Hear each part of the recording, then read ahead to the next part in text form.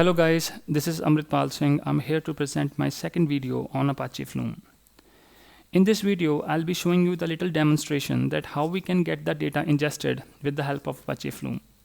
In my previous video, I've already have introduced the term what is Flume or what is Apache Flume, right?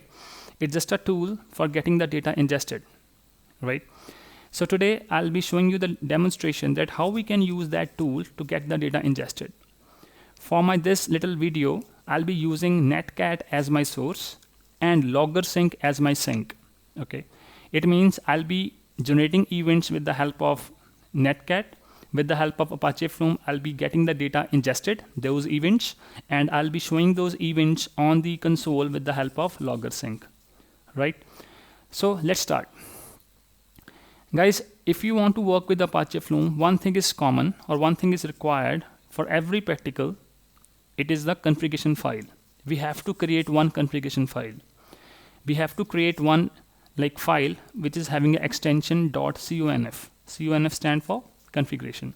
So I've already have created one file for you, which I'll be showing you right now, which you have to create. We have to just create a replica of that file for doing this practical. I'll be sharing this file in my description. So you can download and simply you can try this at your own system as well. Let's start. This is the file I'm talking about, guys, and I have named it with the ap.conf. You have to just use a suffix .conf.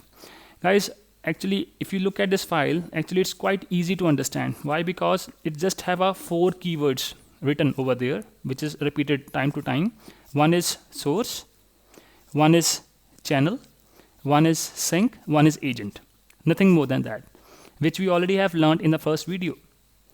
Guys, in the first line, what we have written, netcat.sources equal to netcat. Guys, whatever the first word you're seeing in every line, it's nothing but an agent name. It's not a keyword, right? You can have any agent name. Okay, so this is my agent name. You can put it as ABC. You can put as your name as well. So agent name dot sources equal to netcat. So what is Netcat? Guys, again, if you're from a networking background, it's quite a, I guess, familiar term for you. Netcat is nothing but a command line utility that reads and writes data across network connections using TCP or UDP protocol, right? So this is my source. Next, netcat agent.channels equal to memchannel. Guys, I've already have explained in the last video what is channels. Channels are nothing but buffers which actually sit in between sources and sink. Guys, channels allow sources and sink to operate at different rates. I've already have given this example in the last video also. Let's suppose you're connected to the Twitter's data. You want to get the Twitter's data from the Twitter's API, and data which is coming from a Twitter is at a very rapid rate, right? It means you need some buffer. You need some buffer so that we can able to operate at different rates, so that we can hold up the data for a bit in that buffer so that it can be reached easily to the sink. So we have it's nothing but a buffer, right? So it is actually also a key to the Flume's guarantee of not losing data, right? That's why this channel is so important to us. And I've already have specified in last video that channels can be of different types, right? It can be memory channel, it can be file channel, it can be JDBC channel. For this video, I'm using memory channel. So what is memory channel, guys? Memory channel is nothing but is an in-memory channel that stores the events written to it on the heap, right? And for all the practical purposes, the memory channel is an in-memory queue that the source which we are using here, Netcat, writes to its tail, and sinks, which will be using as LoggerSync, reads off its head, right? This is the kind of a default channel we are using in Apache Flume. Third thing is netcat agent.syncs. Agent.syncs. So I'm using LoggerSync. Guys, what is LoggerSync here? LoggerSync is one of the type of the syncs we are using in Apache Flume, right? And if we talk about LoggerSync, its meaning is that we want to display the data on the console. We don't want to store in any file, right? So in today's practical, you will be getting the result on the terminal, on the console. You don't have to store anywhere on the disk, right? This is called logger sync. So it means all the things will be logged on the console. That's what it's called, logger sync. Afterwards, guys, we have to specify our source. You can see here that we have written agent.sources.netcat.type. We have to specify what kind of source it is. It is Netcat. Then we have to specify the IP address on which it will be working. As I'm using my local machine, it is localhost. Third line, we have specified the port number. Guys, we have to specify on which port number we have to listen. It is, you can put any port number. So I'm putting here 4 times 9. There's not a specific reason why I'm specifying 4 times 9. It can be any number. Afterwards, we have to specify our sync. Guys, the sync type is logger, which I've already specified that events which will be generated through Netcat, it will be logged on the console. So the type is logger. Afterwards, we have to specify our channel. Channel type is memory. As I've already specified that type, we can have a multiple types of channels. In my other videos, I'll be using some different channels as well as a demand, like as per the demand. Here I'm using the default channel, which is called memory. Next, I'm using the capacity. So what is capacity? Guys, here I'm specifying 1000. So what is this 1000? It specifies the maximum number of events the channel can store. Because every channel has some capacity, right? So you have to specify how many events or what's the maximum number of events the channel can store. So we are specifying that number, 1000. Next, we have a transaction capacity. It actually, here we are specifying 100. It specifies the maximum number of events the channel will take from a Flume source or give it to the Flume sync per transaction. So we are keeping it as 100. Again, this is not a keywords, guys. It's not a constant. You can change that numbers as per your requirement.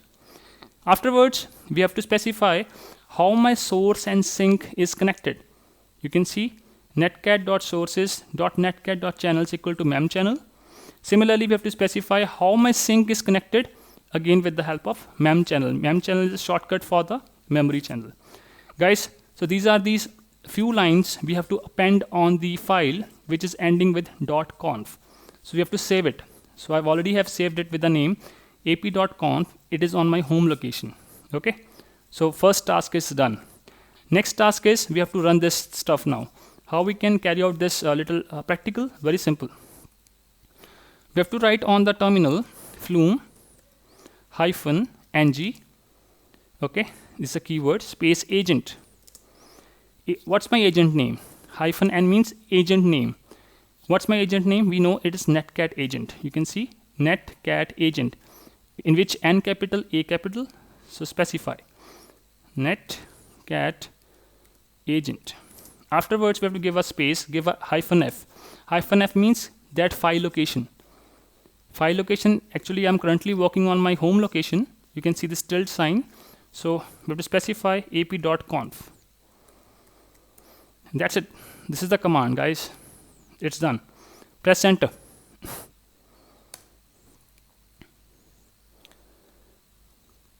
One thing is important, guys, that you all know that Flume is based upon the Apache Hadoop. So Hadoop should be there, like if you want to work with Apache Flume, right? So you can see this, like at last I'm getting an answer that it is connected to 127.0.0.1, which is my local host, port number 9999. So in together, IP address and port number, we call it as socket in networking. So what we have to do now, it is now connected. We have to now open up a new terminal. Don't close this terminal. And here we have to now write a command for my telnet. Curl telnet localhost and same port number. Okay, 4 times 9. So here when I press enter, then you can start writing or sending your data. You can think like that we have a two different systems. Okay, like you can treat these two terminals as a two different machines, and whatever data I'll be sending from the telnet, it will be received as such on the other machine, right? This is our objective. Press enter. Okay, write something. Unboxing. You can see I'm getting an answer here as well. You can see here, unboxing, right? Right here. Next, other thing. OK stand for it is delivered. Big. it's available.